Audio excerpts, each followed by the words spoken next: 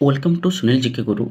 आज आम आम परिवेश रचना देखा जहाँकि तृतीय क्लास रु अष्टम श्रेणी मध्य बहुत छोटिया गोटे रचनाटे। प्रथम कौन लिखा उपकर्म।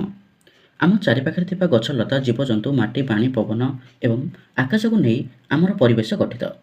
जीवजगतर रहिबा और बंचापी परिवेश अत्यंत आवश्यक। परिवेश बिना पृथ्वी जीवनर कल्पना करा न जापे।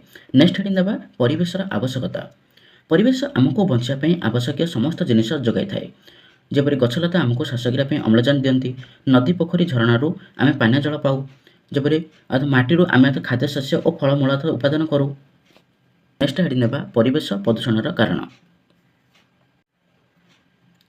आजिकाली मनुष्यर असावधानता जो आम परिवेश प्रदूषित होबार लगी। अधिक संख्यार जंगल कटाଯିबा, कलकारखाना और आदर्श गाड़ी मोटर निर्गत विषाक्त धुआं, प्लास्टिक आवर्जन को जेते सेते अथक फोपाड़ा एगुड़ा तो परिवेश प्रदूषणर कारण। नेक्स्ट हेडिंग देवा परिवेश सुरक्षा उपाय। ना परिवेश सुरक्षा रखा आम समस्त नैतिक कर्तव्य। अधिक अधिक वृक्षरोपण करवा,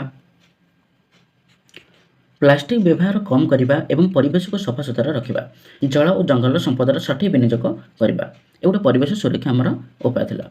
नेक्स्ट हेडिंग देवा उपसंहार बा शेष कथा। सुस्थ परिवेश ही सुस्थ जीवनर आधार।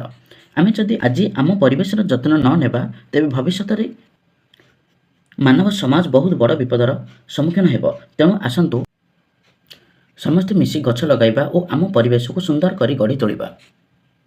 जदि वीडियो भल लगा एबे ही सुनील जिके गुरु को सब्सक्राइब करंतु।